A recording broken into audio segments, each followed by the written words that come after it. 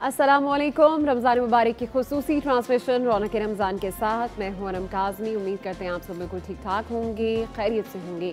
आज 21 रमज़ान मुबारक है और दिन है शहादत यौम अली, यानी हज़रत अली अलैहिस्सलाम की आज शहादत का दिन है। तो मेरी तरफ से, मेरी पूरी टीम की तरफ से हम तमाम आलम इस्लाम को शहादत मौलाए कायनात हज़रत अली अलैहिस्सलाम पर ताज़ियत पेश करना चाहेंगे।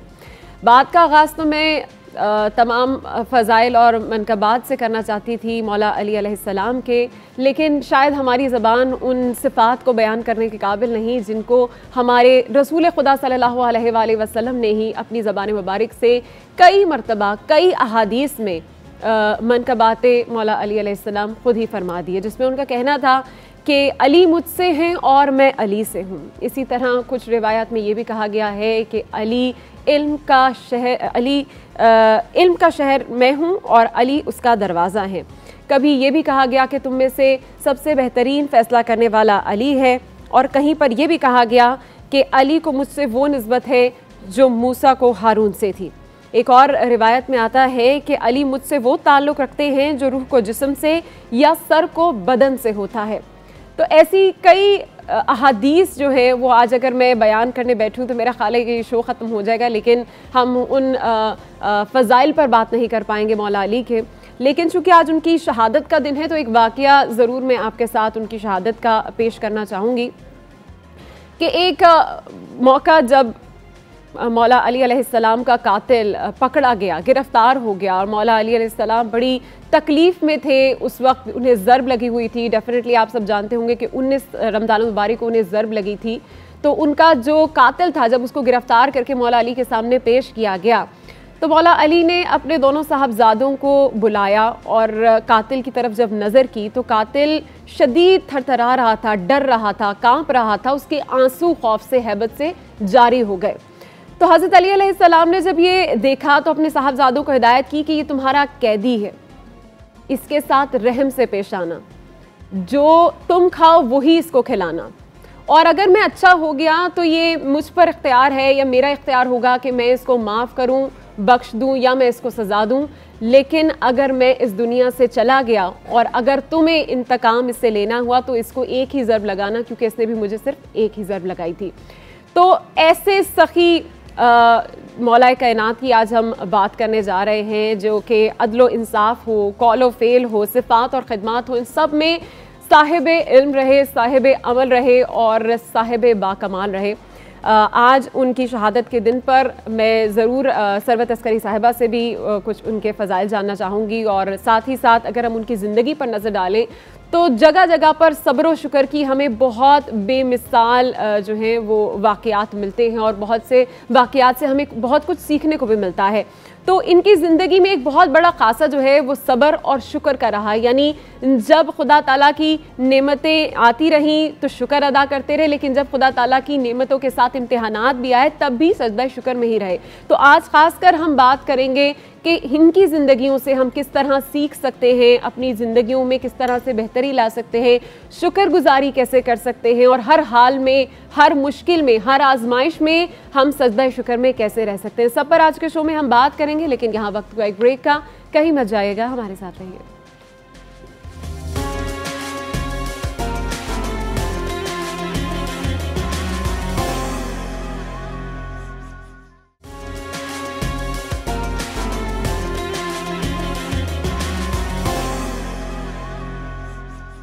रौनक रमज़ान में आपको एक बार फिर से खुशामदीद कहेंगे, और अभी रुख करेंगे हमारे सेगमेंट इफ्तार अराउंड द वर्ल्ड का।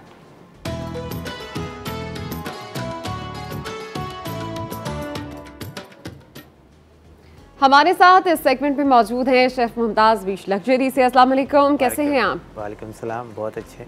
मुमताज़ साहब, क्या लाए हैं आज आप? आज हम आपके लिए बिल्कुल अजीब सही चीज़ लेकर आए। अजीब सी?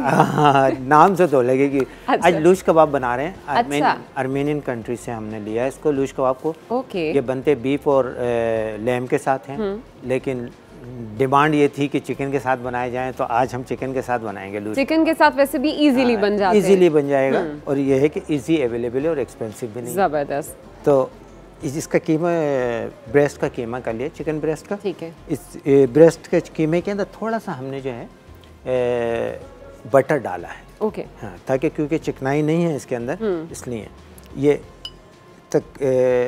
टमाटो पेस्ट है, तकरीबन 1 स्पून हमने टमाटो पेस्ट डाल दिया। टमाटो पेस्ट के अलावा ये थोड़ा गार्लिक ले लेंगे, तकरीबन 1 टीस्पून है गार्लिक ले लिया। एनियन है, एनियन थोड़ा ज़्यादा ले लेंगे, देखिए 1/2 कप एनियन ले लिया हमने। कैप्सिकम है, ग्रीन कैप्सिकम चॉप किया हुआ, ये भी हमने तकरीबन 2 स्पून कर ले लिया, सर्विस स्पून लिया। चॉप पासली है, चॉप पासली तकरीबन 1 पंच लिया हमने। सॉल्ट है, सॉल्ट भी डाल दें। इसके अलावा क्यूमिन पाउडर है, क्यूमिन ज़ीरा पाउडर है, 1/2 टीस्पून है तकरीबन ले ली। अच्छा, यहाँ पर फ्लैक्स हैं, कैनी फ्लैक्स हैं, ब्लैक पेपर है, ब्लैक पेपर भी थोड़ा सा, चिल्ली पाउडर डाल दिया। इसको मिक्स करते हैं इसके साथ साथ, और साथ में हम अपने ग्रिल रखते हैं। थोड़ा पैन ग्रिल हो जाए, गर्म हो जाए, तो फिर हम ये। अच्छा सर, मुझे पूछना था कि आपने जो चिकन इस्तेमाल किया है उसके साथ कितना पीस लिया है आपने बटर का? बटर में हमने तकरीबन 70 ग्राम्स तक डाला, 70 ग्राम्स लिया है, और 400 ग्राम्स तकरीबन हमारे पास चिकन कीमत है। 400 ग्राम्स के अंदर आप 70 ग्राम्स बटर डाल सकते हैं। यूजुअली ऐसे होता है कि आप जब भी कभी कीमा लेने जाते हैं तो वहाँ पर आपको विद फैट कीमा भी मिलता है, तो अगर आप इस डिश को विद फैट कीमा बनाएंगे तो ज़्यादा बेहतर है। लेकिन चूंकि चिकन में आपको उस तरह से फैट्स नहीं मिलते हैं ज़्यादा, तो इसमें हमने एडिशनली बटर ऐड किया है, तो आपको वो फ्राई करने में और इजीली उसको गल जाने में बड़ी हेल्प मिल जाती है। तो ये टेस्ट भी आ जाएगा, थोड़ा टेस्ट भी बहुत अच्छा आ जाएगा जी। इसके लिए इसके बाद कबाब बनाएंगे, और कबाब ग्रिल सिर्फ एक होती है सॉल्टेड बटर, तो हमने सॉल्टेड यूज किया या प्लेन बटर यूज? ये हमने सॉल्टेड बटर यूज किया है।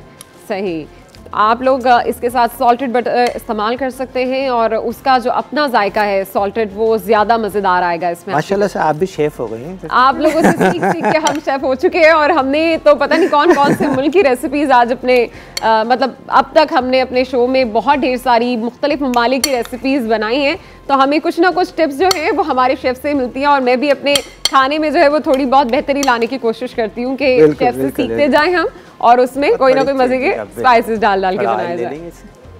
अच्छा जी, क्या करने लगे हम नेक्स्ट? अब हम इसको इसकी पैटी बनाएंगे और फ्राई करेंगे। डालडा हम इस्तेमाल कर रहे हैं, चाहे आपको कुकिंग करनी हो, आपने डीप फ्राई करना हो, लाइट फ्राई करना हो, ग्रिल करना हो, इन एनी केस अगर आप डालडा का यूज़ कर रहे हैं तो डेफिनेटली आपके खाने जो है वो हेल्दी हो जाएंगे। स्पेशली चूँकि ये कलौंजी का इंग्रेडिएंट इसके अंदर शामिल है। कलौंजी वैसे भी हमारी इम्यूनिटी को बहुत अच्छे से बूस्ट करती है, तो बहुत ज़रूरी होता है कि हम कलौंजी का अपनी डेली लाइफ में इस्तेमाल करें, लेकिन हर डिश में जो है वो हम कलौंजी का इस्तेमाल नहीं कर सकते, इसलिए ऑयल ही हम ऐसे इस्तेमाल कर लें जिसके अंदर कलौंजी की जो तमाम तर खसूसियात हैं वो ऑयल के अंदर शामिल हो, और बड़ी खूबसूरत सी इसकी खुशबू भी। आई एम श्योर कि जब खाना कलौंजी में आप बनाएंगे तो उसका जायका भी जो है वो बहुत मज़ेदार हो जाएगा। लेकिन आज हम इसको ग्रिल करने लगे, राइट? ये बिल्कुल आज ग्रिल कर रहे हैं इसको। अच्छा, कबाब की शेप में ही हमने इसको बिल्कुल पैटी जैसे बर्गर पैटीज होते हैं और कबाब होते हैं, बिल्कुल सेम एज इट इज इस तरह करेंगे इसको।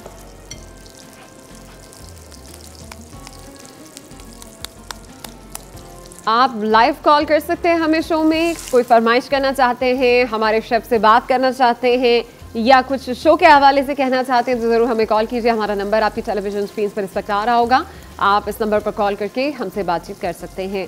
अभी हम ग्रिल कर रहे हैं अपने जो कबाब हमने बनाए हैं जिनका नाम है लूश कबाब, और आर्मेनिया की आप डिश बता रहे हैं। बिल्कुल। कैसे होते हैं यूजुअली आर्मेनिया के फूड जो हैं? ये एक्चुअली जो आर्मेनियन की जितनी भी डिशेज खाने हैं ज़्यादा मोस्टली जो हैं इनका ओरिएंटल स्टाइल होते हैं। ओरिएंटल स्टाइल हैं, ओरिएंटल से ना स्पाइसी होते हैं और ना ही ज़्यादा सॉल्टी। मेरा ख्याल है कि हम जो एशियंस हैं ना वो ज़्यादा स्पाइसी फूड खाते हैं। यूजुअली लोग बाहर बहुत ज़्यादा स्पाइसी पसंद नहीं करते। हाँ, मैक्सिकन फूड और थाई फूड कहते हैं कि दो ऐसे फूड हैं कि जो ज़्यादा स्पाइसी होते हैं। अदरवाइज़ मेरा ख्याल है इन सब का जो बॉस है ना वो पाकिस्तानी फूड है। पाकिस्तानी फूड्स का कोई मुकाबला नहीं है स्पाइसेस के लिहाज से, और मुख्तलिफ चीज़ों में फ्लेवर्स के लिहाज से। बट वो चूँकि हम पाकिस्तान में रहते हैं, हम पाकिस्तानी खाने के शौकीन हैं, तो इसलिए हमें ऐसा लगता है कि पाकिस्तानी खाना सबसे बेहतरीन है, बेस्ट है। लेकिन स्पाइसेस के लिहाज से फॉर श्योर हमारे पाकिस्तानी जायके हों या हमारे मसाले हों, इनफैक्ट हमारे मसाले भी जो हैं वो एक्सपोर्ट होते हैं, यानी इतनी अच्छी क्वालिटी के हमारे मसाले होते हैं। तो यूजुअली हम जब भी कभी बाहर जाते हैं तो हमारी बहुत सी ऐसी चीज़ें जो हम बाहर खा रहे होते हैं, बड़े शौक से खा रहे होते हैं, वो पाकिस्तान से भी एक्सपोर्ट हुई होती हैं। अभी हम बढ़ते हैं हमारे कबाब की जानिब। अच्छा शेफ, ये हम अभी चिकन में बना रहे हैं तो हमें इतनी देर लग रही है, लेकिन अगर हम ये बीफ या मटन में बनाएंगे तो हमें कितनी देर ग्रिल करना पड़ेगा? तकरीबन देखें दोनों ही मिंस मीट हैं तो ज़्यादा टाइम नहीं लगेगा, लेकिन थोड़ा सा हल्की आंच पे रखना पड़ेगा आपको।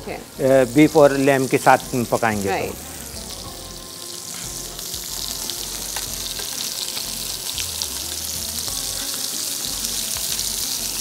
हमने इसके अंदर बटर ऐड किया है, यही वजह है कि शायद ये चिपक भी नहीं रहे, है ना? हाँ, चिपक नहीं रहे, बिल्कुल भी ये स्टक नहीं होंगे इसके ग्रिल के ऊपर, क्योंकि टेम्परेचर इसका हमने बहुत अच्छा रखा हुआ।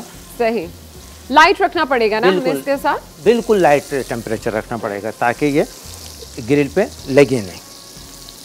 ग्रिल पे लगने अभी हमें एक कॉल की है लाहौर से शाहिद हुसैन ने, वो कह रहे हैं कि जी रेसिपी प्लीज़ ज़रा रिपीट कर दीजिएगा, आपने इसमें क्या क्या डाला है। लेकिन हम रेसिपी ज़रूर आपको बताएंगे एक छोटी सी ब्रेक के बाद। हमारे साथ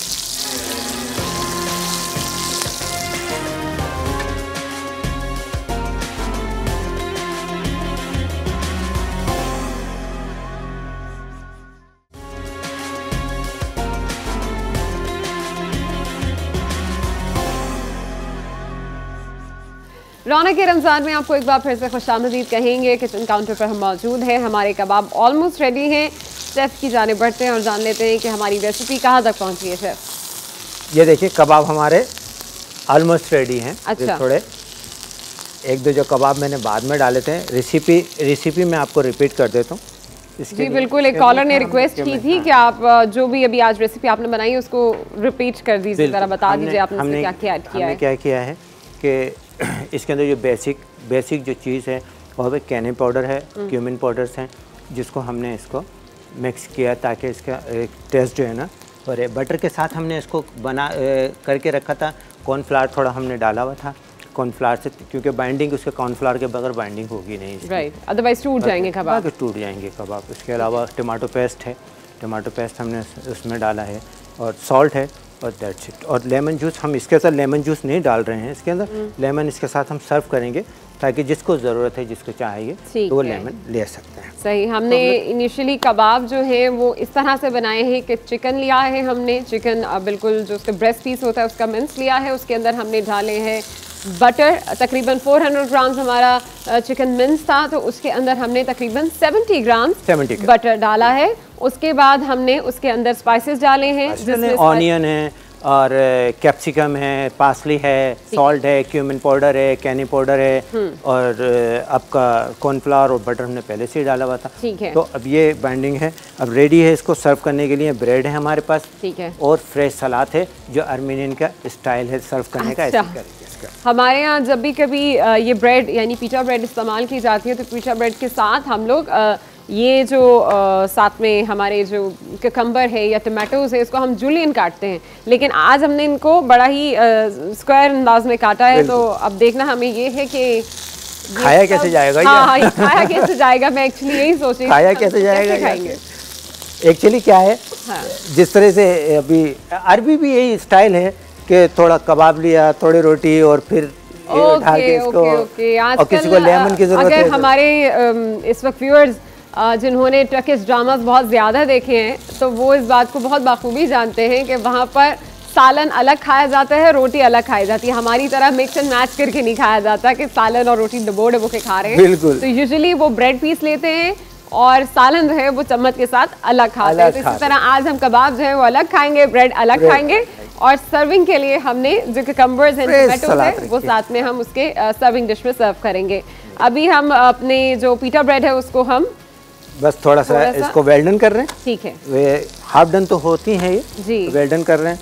कबाब हमारे ऑलमोस्ट रेडी हैं, सब कुछ रेडी है, बस अजान का इंतजार है। सब कुछ रेडी है, बस अजान का इंतजार है। इस वक्त इफ्तार जो है वो कुछ ही देर में इफ्तार का भी वक्त हो जाएगा कराची में भी, और बाकी जो तमाम तर नाज़रीन हैं वो भी मेरा ख्याल है कि अपने अपने मुकामी वक्त के मुताबिक इफ्तार कर रहे होंगे या फिर इफ्तार का इंतज़ार कर रहे होंगे। लेकिन हमारी भी जो डिश है, हमारी भी जो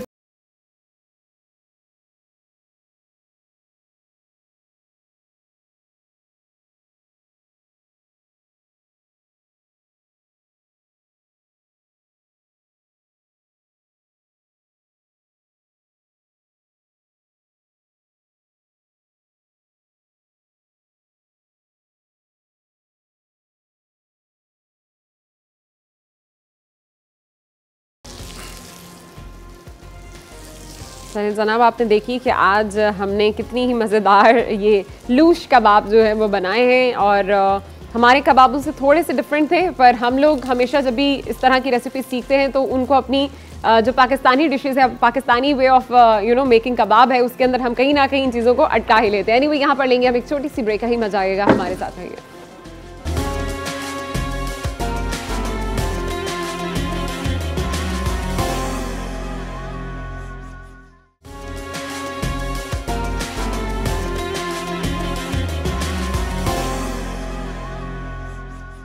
रौनक रमज़ान में आपको एक बार फिर से खुशामदीद कहेंगे। डिश हमारी ऑलमोस्ट रेडी हो चुकी है, जो कि इस वक्त सर्व भी कर चुके हैं शेफ, और अब हम बढ़ेंगे हमारी ड्रिंक की जानिब। कौन सी ड्रिंक बना रहे हैं? सनलाइट ड्रिंक बना रहे हैं। सनलाइट ड्रिंक, नाइस, तो गर्मियों के लिए बहुत अच्छी है, हेल्दी है। आजकल हम सारी जो ड्रिंक्स हैं वो बना भी इसीलिए रहे हैं जो कि गर्मी का तोड़ हो, हमारी प्यास के लिए सबसे बेहतरीन हो। फोकस ही उसके ऊपर है, लोग स्टार्ट करते हैं। अच्छा, ये बनाना इसमें हमने डाल दिया, थोड़ा से काजू लेंगे, ठीक है, काजू थोड़े डाल के इसको ब्लेंड करते हैं, राइट। फिर उसके बाद तकरीबन हमने 50-60 ग्राम ले लिए।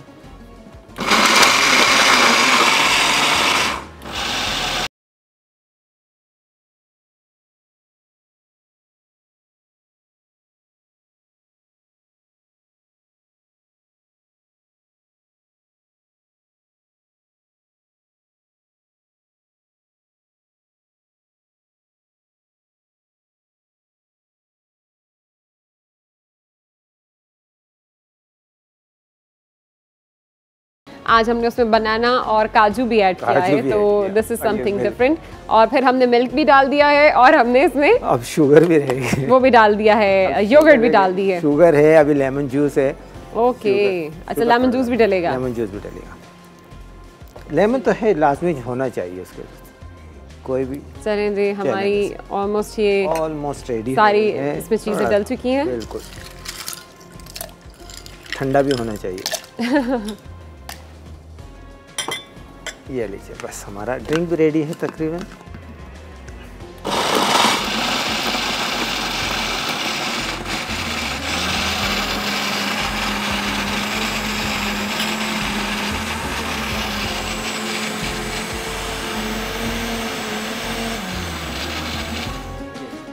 रेडी, डालते हैं ग्लास के अंदर, और उसके बाद चलिए जी, हमारी ड्रिंक ऑलमोस्ट रेडी हो चुकी है। बहुत ही मज़ेदार सी ये ड्रिंक है, और हमेशा आप इतनी मज़े की हमारे लिए ड्रिंक्स लेकर आते हैं, तो फिर आज हमारा दिल किया कि क्यों ना हम भी आपको एक तोहफा दें, और तोहफा है जनाब डालडा की तरफ से इम्यूनिटी किट का। तो ये किट जो है वो आपके लिए है, ये डालडा की कलौंजी कनोला ऑयल की तरफ से है। आपको बताएं कि ये जो इम्यूनिटी रोज़ाना बढ़ाने के लिए एक किट दी गई है, इसमें 3 बॉटल्स हैं, साथ साथ कुकबुक भी है, और इस कुकबुक में बहुत सी रेसिपीज़ आपको बताई गई हैं, जिससे आप हमें मज़े की और रेसिपीज़ भी बनाकर खिला सकते हैं। साथ ही साथ आपको बताएं कि कलौंजी ऑयल हम पहले दिन से इस्तेमाल कर रहे हैं अपने शो में। आप लोग भी अगर अपने घरों में इसको इस्तेमाल करेंगे तो आप लोगों की भी डेफिनेटली इम्यूनिटी जो है वो बहुत इससे बेहतर हो जाएगी। यहाँ पर वक्त हुआ एक छोटी सी ब्रेक का, कहे मत जाएगा, हमारे साथ रहिए।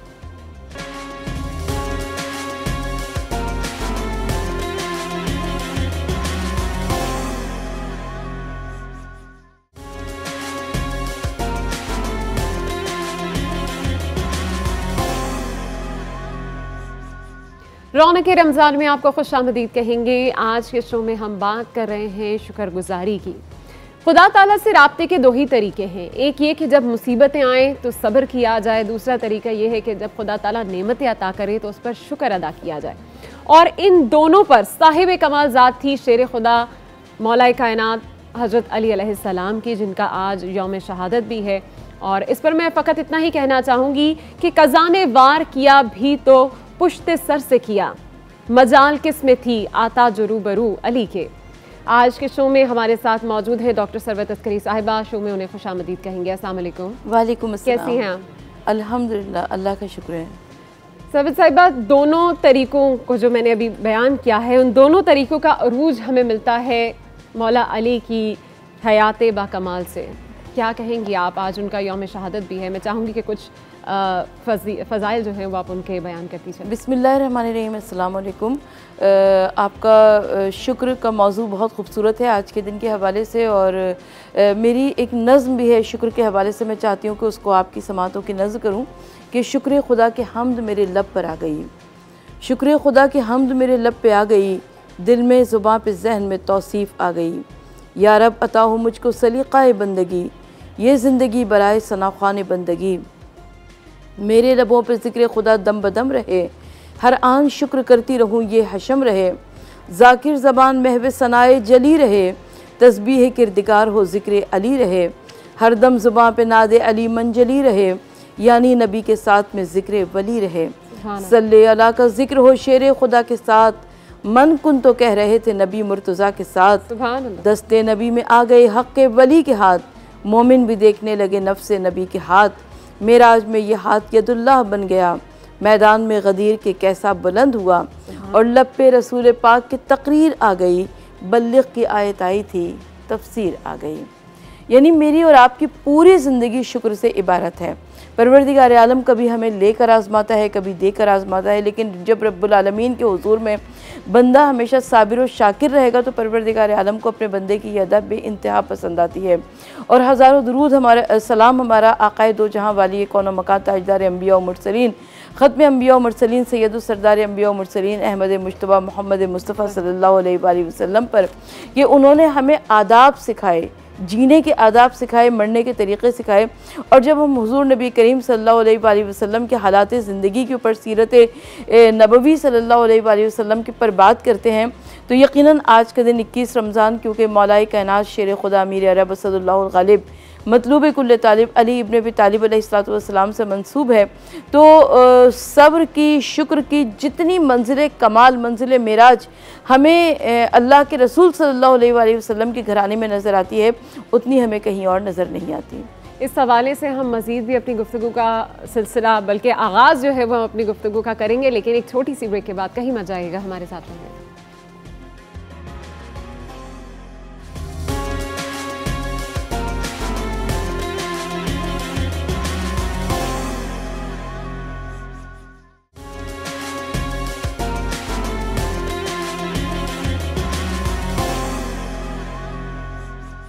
रौनक रमज़ान में आपको एक बार फिर से खुशामदीद कहेंगे। बात हो रही है शुक्र के हवाले से। बहुत से ऐसे अफराद हैं जो हर हाल में ही खुदा ताला का शुक्र अदा करते रहते हैं, और यही वो लोग हैं जिन पर खुदा ताला की नेमतों की बारिश कभी भी कम नहीं पड़ती।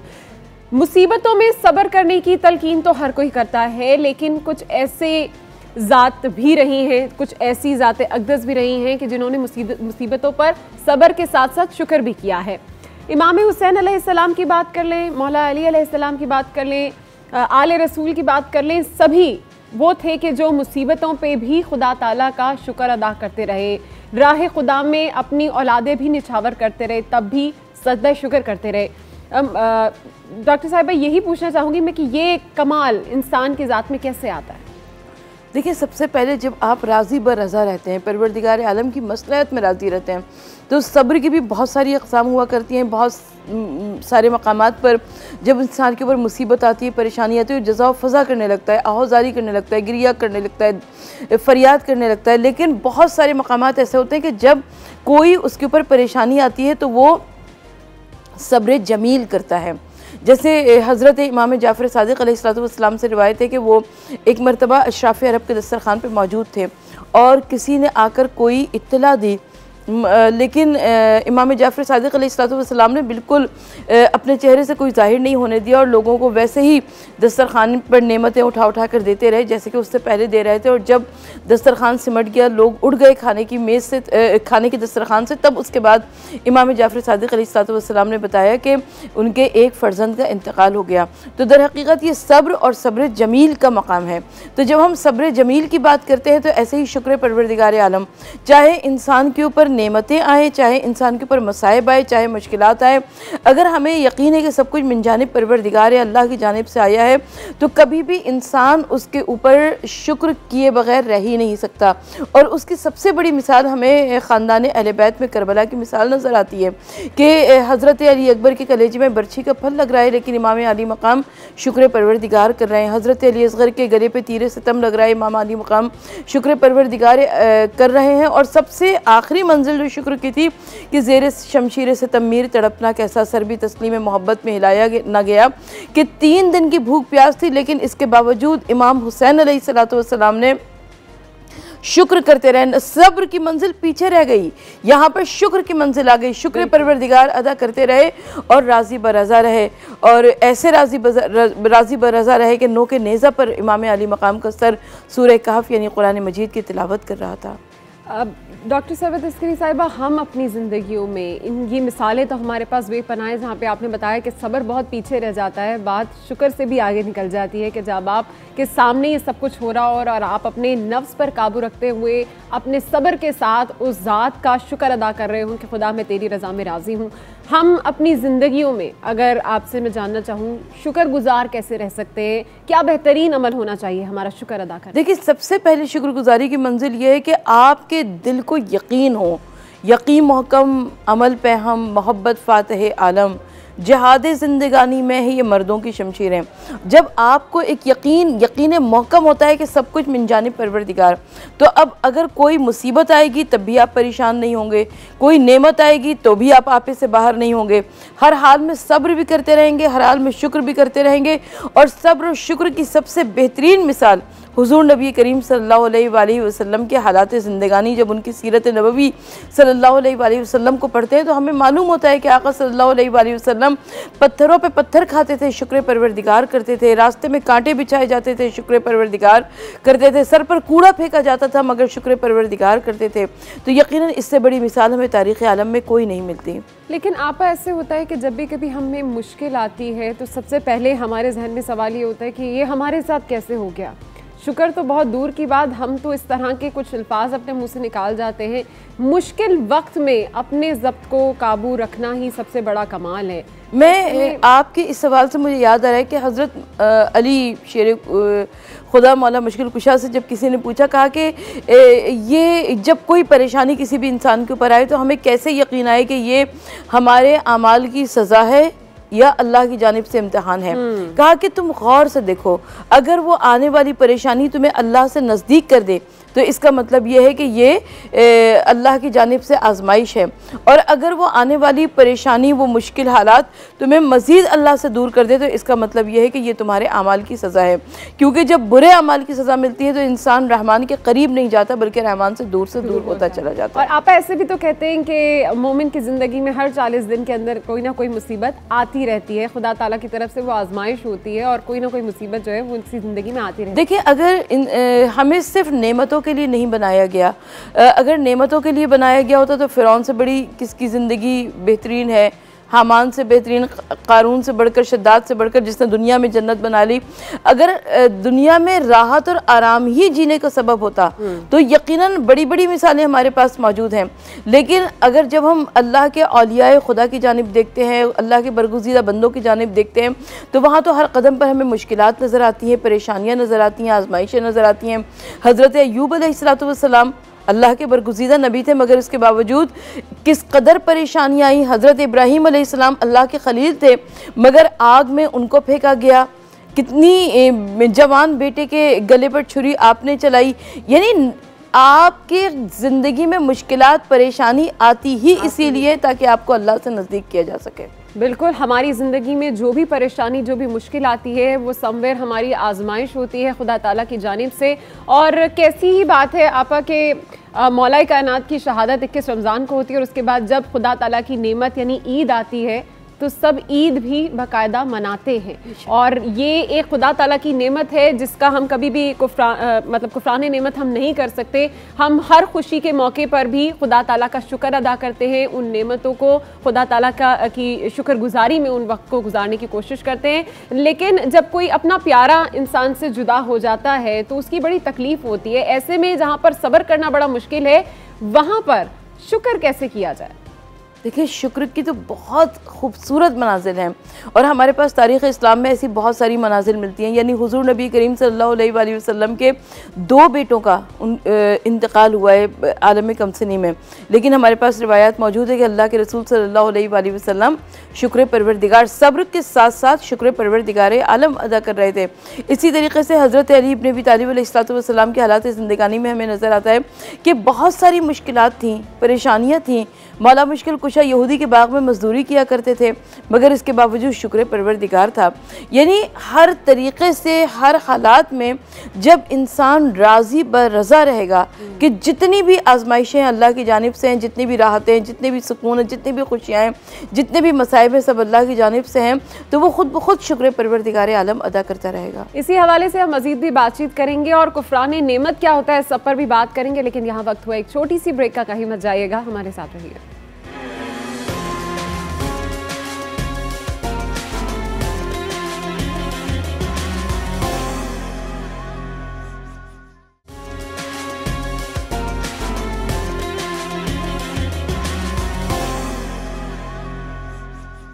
रौनक रमज़ान में आपको एक बार फिर से खुशामदीद कहेंगे। बात हो रही है शुक्रगुजारी के हवाले से और ब्रेक पे जाने से पहले मैं आपस से बात कर रही थी कि कुफरान नेमत क्या होता है। जो शुक्रगुजार लोग होते हैं वो तो हर हाल में ही खुदा ताला का शुक्र अदा करते हैं, पर अमूमन हम लोगों में से बहुत सौ की ऐसी आदत है कि जो चीज़ उनके पास होती है उसकी कदर नहीं जानते, जो चीज़ खुदा ताला ने उन्हें अता की होती है उसमें सब्र और शुक्र नहीं करते। कुफरान नेमत दरअसल क्या है? देखिए, सबसे पहले आपका सवाल 2 हिस्सों पर मुश्तमिल है। सबसे पहला हिस्सा ये है कि जो अल्लाह ताला ने जिसको जो चीज़ दी हुई है वो उसकी कदर कीमत नहीं जानता, जो नहीं दी होती है उसके गम में रोता रहता है। तो ये हमें अपने इर्द गिर्द बहुत ज़्यादा ये रवैया नज़र आता है कि हमारे यहाँ बहुत सारे ऐसे लोग होते हैं जो कि ना हासिल के गम में रोते रहते हैं। उसने इतना अच्छा कपड़ा कैसे पहना हुआ है, उसके जूते इतने अच्छे कैसे हैं, उसका बच्चा फलां स्कूल में कैसे पढ़ रहा है, उसके शौहर की इतनी सैलरी कैसे है, उनका बिज़नेस इतना अच्छा कैसे चल रहा है। हमें अपने इर्द गिर्द ये बातें बहुत ज़्यादा नज़र आती हैं। अच्छा, ये बातें जो है इंसान को शिकवा शिकायत की जानिब मुतवज्जो करती हैं। कभी इंसान अपने अजीज़ों रिश्तेदारों से शिकायत करता है, कभी वालिदैन से करता है, कभी औलाद से करता है, और जब बात हद से ज़्यादा बढ़ जाती है तो अपने अल्लाह से शिकायतें करने लगता है। वो खालिक़ कायनात जो कि रहमान और रहीम है, जो दुनिया और आखिरत में आपके ऊपर मेहरबान है, जो 70 या 700 गुना माओ से ज़्यादा आप पर मेहरबान है, ये कैसे मुमकिन है कि वो रब्बुल आलमीन आपके साथ नाइंसाफ़ी करे। लेकिन याद रहे कि परवरदिगार आलम कभी देकर आजमाता है, कभी लेकर आजमाता है। तो जब हम रब्बुल आलमीन की आजमाइशों पर पूरे उतरते हैं तभी हम सब्र और शुक्र की नेमत से माला माल हो जाते हैं। सूरह दहर में परवरदिगार आलम हमें शुक्र करने का हुक्म दे रहा है, और शुक्रिया अदा करना इखलाक़न भी वाजिब है, शुक्रिया अदा करना शरअन भी वाजिब है। यानी आप बहसियत इंसान, मेरा और आपका एक वास्ता है। मैं आपकी किसी किसी सहूलत पर, किसी मोहब्बत पर, किसी अच्छे सलूक के जवाब में अगर आपका शुक्रिया अदा करती हूँ तो इसका मतलब ये है कि मेरे अंदर ये क्वालिटी मौजूद है कि मैं अल्लाह का भी शुक्र अदा कर सकती हूँ। और जो इंसान अपने इर्द गिर्द के अफराद का शुक्रिया अदा नहीं करता तो यकीनन उसका दिल सख्त है, वो परवरदिगार आलम का भी शुक्रिया अदा नहीं कर सकता। तो हमें अपने अंदर शुक्रगुजारी की आदत को पैदा करना चाहिए। हमें शुक्रगुजार होना चाहिए, अपने इर्द गिर्द के अफराद का शुक्रगुजार होना चाहिए, और उसके साथ साथ हमें अल्लाह रब्बुल इज़्ज़त का भी शुक्रगुजार होना चाहिए। अच्छा, यहाँ पर बहुत से ऐसे लोग हैं, जैसे अब रमज़ान का महीना चल रहा है, इफ्तारियों का एहतमाम किया जाता है, बड़ी टेबलें सजाई जाती हैं, पर बहुत सारा रिस्क जो है वो ज़ाया हो जाता है। क्या ये भी हम अल्लाह ताला की उन नेमतों का शुक्र अदा नहीं कर रहे होते जो हम इतना अपने प्लेटों में रिस्क जो है वो ज़ाया कर रहे होते हैं, क्या ये भी कुफरान नेमत है? बिल्कुल कुफरान नेमत है। देखिए, कुफरान नेमत का मतलब ये होता है कि जो चीज़ आपको दी गई आप उसको उस जगह पे इस्तेमाल नहीं कर रहे।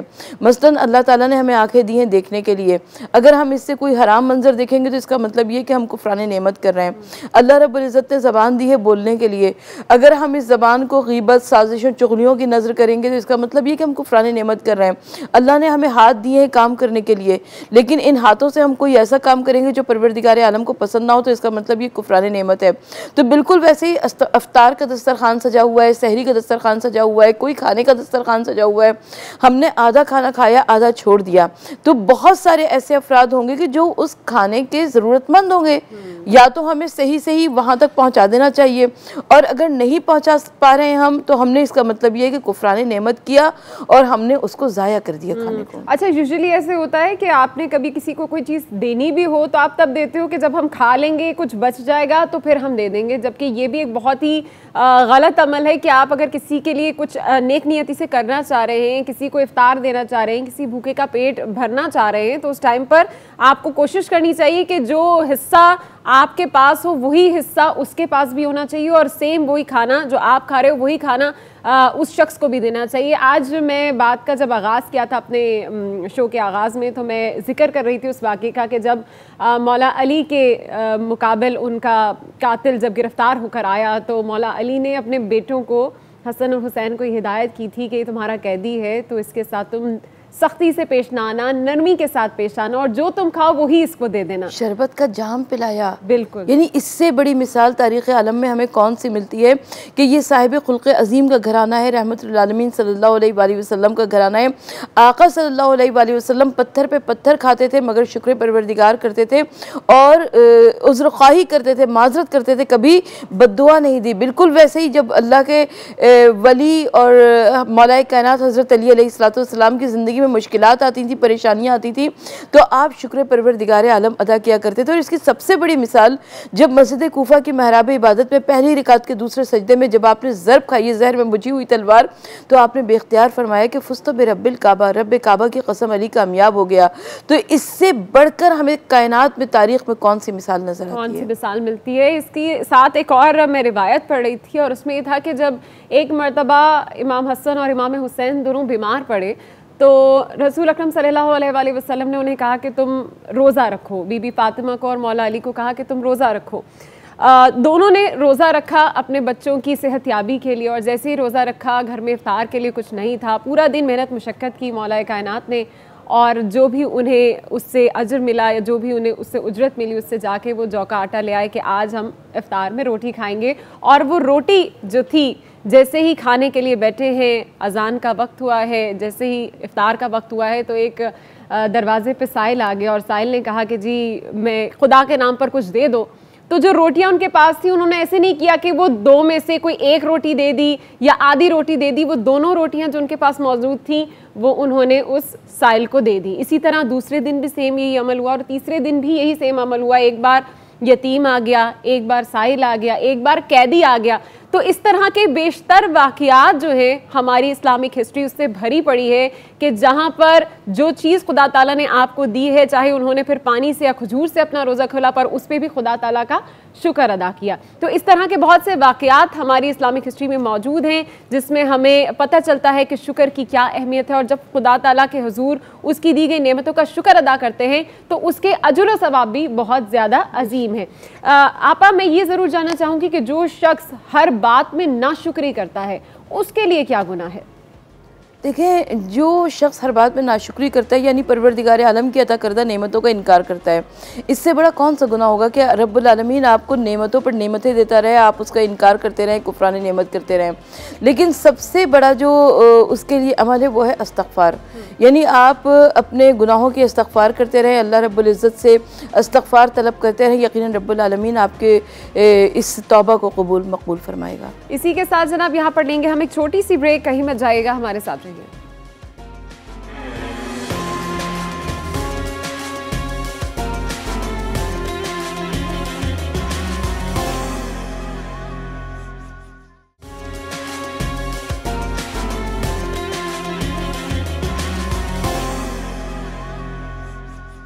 रौनक रमज़ान में आपको एक बार फिर से खुशामदीद कहेंगे। बात हो रही है शुक्रगुजारी के हवाले से, और ब्रेक में जाने से पहले मैं आपस से बात कर रही थी कि कुफरान नेमत क्या होता है। जो शुक्रगुजार लोग होते हैं वो तो हर हाल में ही खुदा ताला का शुक्र अदा करते हैं, पर अमूमन हम लोगों में से बहुत सौ की ऐसी आदत है कि जो चीज़ उनके पास होती है उसकी कदर नहीं जानते, जो चीज़ खुदा ताला ने उन्हें अता की होती है उसमें सब्र और शुक्र नहीं करते। कुफरान नेमत दरअसल क्या है? देखिए, सबसे पहले आपका सवाल दो हिस्सों पर मुश्तमिल है। सबसे पहला हिस्सा ये है कि जो अल्लाह ताला ने जिसको जो चीज़ दी हुई है वो उसकी कदर कीमत नहीं जानता, जो नहीं दी होती है उसके गम में रोता रहता है। तो ये हमें अपने इर्द गिर्द बहुत ज़्यादा ये रवैया नज़र आता है कि हमारे यहाँ बहुत सारे ऐसे लोग होते हैं जो कि ना हासिल के गम में रोते रहते हैं। उसने इतना अच्छा कपड़ा कैसे पहना हुआ है, उसके जूते इतने अच्छे कैसे हैं, उसका बच्चा फलां स्कूल में कैसे पढ़ रहा है, उसके शौहर की इतनी सैलरी कैसे है, उनका बिज़नेस इतना अच्छा कैसे चल रहा है। हमें अपने इर्द गिर्द ये बातें बहुत ज़्यादा नज़र आती हैं। अच्छा, ये बातें जो है इंसान को शिकवा शिकायत की जानिब मुतवज्जो करती हैं। कभी इंसान अपने अजीज़ों रिश्तेदारों से शिकायत करता है, कभी वालिदैन से करता है, कभी औलाद से करता है, और जब बात हद से ज़्यादा बढ़ जाती है तो अपने अल्लाह से शिकायतें करने लगता है। वो खालिक़ कायनात जो कि रहमान और रहीम है, जो दुनिया और आखिरत में आपके ऊपर मेहरबान है, जो 70 या 700 गुना माओ से ज़्यादा आप पर मेहरबान है, ये कैसे मुमकिन है कि वो रब्बुल आलमीन आपके साथ नाइंसाफ़ी करे। लेकिन याद रहे कि परवरदिगार आलम कभी देकर आज़माता है, कभी लेकर आज़माता है। तो जब हम रब्बुल आलमीन की आज़माइशों पर पूरे उतरते हैं तभी हम सब्र और शुक्र की नेमत से माला माल हो जाते हैं। सूरह दहर में परवरदिगार आलम हमें शुक्र करने का हुक्म दे रहा है, और शुक्रिया अदा करना इखलाक़न भी वाजिब है, शुक्रिया अदा करना शरअन भी वाजिब है। यानी आप बहैसियत इंसान, मेरा और आपका एक वास्ता है। मैं आपकी किसी किसी सहूलत पर, किसी मोहब्बत पर, किसी अच्छे सलूक के जवाब में अगर आपका शुक्रिया अदा करती हूँ तो इसका मतलब ये है कि मेरे अंदर ये क्वालिटी मौजूद है कि मैं अल्लाह का भी शुक्र अदा कर सकती हूँ। और जो इंसान अपने इर्द गिर्द के अफराद का शुक्रिया अदा नहीं करता तो यकीनन उसका दिल सख्त है, वो परवरदिगार आलम का भी शुक्रिया अदा नहीं कर सकता। तो हमें अपने अंदर शुक्रगुजारी की आदत को पैदा करना चाहिए। हमें शुक्रगुजार होना चाहिए, अपने इर्द गिर्द के अफराद का शुक्रगुजार होना चाहिए, और उसके साथ साथ हमें अल्लाह रब्बुल इज़्ज़त का भी शुक्रगुजार होना चाहिए। अच्छा, यहाँ पर बहुत से ऐसे लोग हैं, जैसे अब रमज़ान का महीना चल रहा है, इफ्तारियों का एहतमाम किया जाता है, बड़ी टेबलें सजाई जाती हैं, पर बहुत सारा रिस्क जो है वो ज़ाया हो जाता है। क्या ये भी हम अल्लाह ताला की उन नेमतों का शुक्र अदा नहीं कर रहे होते जो हम इतना अपने प्लेटों में रिस्क जो है वो ज़ाया कर रहे होते हैं? क्या ये भी कुफरान नेमत है? बिल्कुल कुफरान नेमत है। देखिए, कुफरान नेमत का मतलब ये होता है कि जो चीज़ आपको दी गई आप उसको उस जगह पे इस्तेमाल नहीं कर रहे। मसलन अल्लाह ताला ने हमें आंखें दी हैं देखने के लिए, अगर हम इससे कोई हराम मंजर देखेंगे तो इसका मतलब ये कि हम कुफरान नेमत कर रहे हैं। अल्लाह रब्बुल इज़्ज़त ने ज़बान दी है बोलने के लिए, अगर हम इस ज़बान को गीबत, साजिशों, चुगलियों की नज़र करेंगे तो इसका मतलब ये कि हम कुफरान नेमत कर रहे हैं। अल्लाह ने हमें हाथ दिए हैं काम करने के लिए, लेकिन इन हाथों से हम कोई ऐसा काम करेंगे जो परवरदिगार आलम को पसंद ना हो तो इसका मतलब ये कुफरान नेमत है। तो बिल्कुल वैसे ही अफ्तार का दस्तरखान सजा हुआ है, सहरी का दस्तरखान सजा हुआ है, कोई खाने का दस्तरखान सजा हुआ है, हमने आधा खाना खाया आधा छोड़ दिया, तो बहुत सारे ऐसे अफराद होंगे कि जो उस खाने के ज़रूरतमंद होंगे। या तो हमें सही वहाँ तक पहुँचा देना चाहिए, और अगर नहीं पहुँचा पा रहे हैं हम तो हमने इसका मतलब ये है कि कुफरान नेमत किया और हमने उसको ज़ाया कर दिया खाने को। अच्छा, यूजुअली ऐसे होता है कि आपने कभी किसी को कोई चीज़ देनी भी हो तो आप तब देते हो कि जब हम खा लेंगे, कुछ बच जाएगा तो फिर हम दे देंगे, जबकि ये भी एक बहुत ही गलत अमल है कि आप अगर किसी के लिए कुछ नेक नियति से करना चाह रहे हैं, किसी को इफ्तार देना चाह रहे हैं, किसी भूखे का पेट भरना चाह रहे हैं, तो उस टाइम पर आपको कोशिश करनी चाहिए कि जो हिस्सा आपके पास हो वही हिस्सा उसके पास भी होना चाहिए, और सेम वही खाना जो आप खा रहे हो वही खाना उस शख्स को भी देना चाहिए। आज मैं बात का जब आगाज़ किया था अपने शो के आगाज़ में, तो मैं जिक्र कर रही थी उस वाक़े का कि जब मौला अली के मुकाबिल उनका कातिल जब गिरफ़्तार होकर आया तो मौला अली ने अपने बेटों को, हसन और हुसैन को हिदायत की थी कि तुम्हारा कैदी है तो इसके साथ तुम सख्ती से पेश ना आना, नरमी के साथ पेश आना, और जो तुम खाओ वही इसको दे देना। शरबत का जाम पिलाया। बिल्कुल, यानी इससे बड़ी मिसाल तारीख़ आलम में हमें कौन सी मिलती है कि ये साहिब खुल्क़ अज़ीम का घराना है, रहमतुल आलमीन सल्लल्लाहु अलैहि वसल्लम का घराना है। आका सल्लल्लाहु अलैहि वसल्लम पत्थर पे पत्थर खाते थे मगर शुक्र परवरदिगार करते थे, और उज़्र ख़्वाही करते थे, माजरत करते थे, कभी बद्दुआ नहीं दी। बिल्कुल वैसे ही जब अल्लाह के वली और मौलाए कायनात हज़रत अली अलैहिस्सलातु वस्सलाम की ज़िंदगी ज़िंदगी में मुश्किलात आती थी, परेशानियाँ आती थी, तो आप शुक्र परवरदिगार आलम अदा किया करते थे। और इसकी सबसे बड़ी मिसाल जब मस्जिद कूफा की महराब इबादत में पहली रिकात के दूसरे सजदे में जब आपने ज़रब खाई जहर में बुझी हुई तलवार, तो आपने बेख्तियार फरमाया कि फुस्त बिरब्बिल काबा, रब काबा की कसम अली कामयाब हो गया। तो इससे बढ़कर हमें कायनात में, तारीख में कौन सी मिसाल नजर आती है? कौन सी मिसाल मिलती है? इसके साथ एक और मैं रिवायत पढ़ रही थी और उसमें ये था कि जब एक मरतबा इमाम हसन और इमाम हुसैन दोनों बीमार पड़े तो रसूल अकरम सल्लल्लाहु अलैहि वसल्लम ने उन्हें कहा कि तुम रोज़ा रखो। बीबी फातिमा को और मौला अली को कहा कि तुम रोज़ा रखो। दोनों ने रोज़ा रखा अपने बच्चों की सेहतयाबी के लिए, और जैसे ही रोज़ा रखा घर में इफ्तार के लिए कुछ नहीं था। पूरा दिन मेहनत मुशक्क़त की मौला कायनात ने, और जो भी उन्हें उससे अजर मिला या जो भी उन्हें उससे उजरत मिली, उससे जाके वो जौ का आटा ले आए कि आज हम इफ्तार में रोटी खाएंगे। और वो रोटी जो थी, जैसे ही खाने के लिए बैठे हैं, अजान का वक्त हुआ है, जैसे ही इफ्तार का वक्त हुआ है, तो एक दरवाजे पे साइल आ गया और साइल ने कहा कि जी मैं खुदा के नाम पर कुछ दे दो। तो जो रोटियां उनके पास थी, उन्होंने ऐसे नहीं किया कि वो दो में से कोई एक रोटी दे दी या आधी रोटी दे दी। वो दोनों रोटियां जो उनके पास मौजूद थी वो उन्होंने उस साइल को दे दी। इसी तरह दूसरे दिन भी सेम यही अमल हुआ और तीसरे दिन भी यही सेम अमल हुआ। एक बार यतीम आ गया, एक बार साइल आ गया, एक बार कैदी आ गया। तो इस तरह के बेशतर वाक़यात जो है हमारी इस्लामिक हिस्ट्री उससे भरी पड़ी है कि जहाँ पर जो चीज़ खुदा ताला ने आपको दी है, चाहे उन्होंने फिर पानी से या खजूर से अपना रोज़ा खोला, पर उस पर भी खुदा ताला का शुक्र अदा किया। तो इस तरह के बहुत से वाक़यात हमारी इस्लामिक हिस्ट्री में मौजूद हैं जिसमें हमें पता चलता है कि शुक्र की क्या अहमियत है। और जब खुदा ताला के हुजूर उसकी दी गई नेमतों का शुक्र अदा करते हैं तो उसके अजर व सवाब भी बहुत ज़्यादा अजीम है। आपा, मैं ये ज़रूर जानना चाहूँगी कि जो शख्स हर बात में नाशुक्री करता है उसके लिए क्या गुनाह है? देखें, जो शख्स हर बात में नाशुक्री करता है यानी परवरदिगार आलम की अता करदा नेमतों का इनकार करता है, इससे बड़ा कौन सा गुनाह होगा कि रब्बुल आलमीन आपको नेमतों पर नेमतें देता रहे, आप उसका इनकार करते रहें, कुफरान नेमत करते रहें। लेकिन सबसे बड़ा जो उसके लिए अमल है वो है इस्तग़फ़ार, यानी आप अपने गुनाहों की इस्तग़फ़ार करते रहें, अल्लाह रब्बुल इज़्ज़त से इस्तग़फ़ार तलब करते रहें। यकीनन रब्बुल आलमीन आपके इस तौबा को कबूल मकबूल फरमाएगा। इसी के साथ जनाब यहाँ पर लेंगे हम एक छोटी सी ब्रेक, कहीं मत जाइएगा, हमारे साथ रहिए।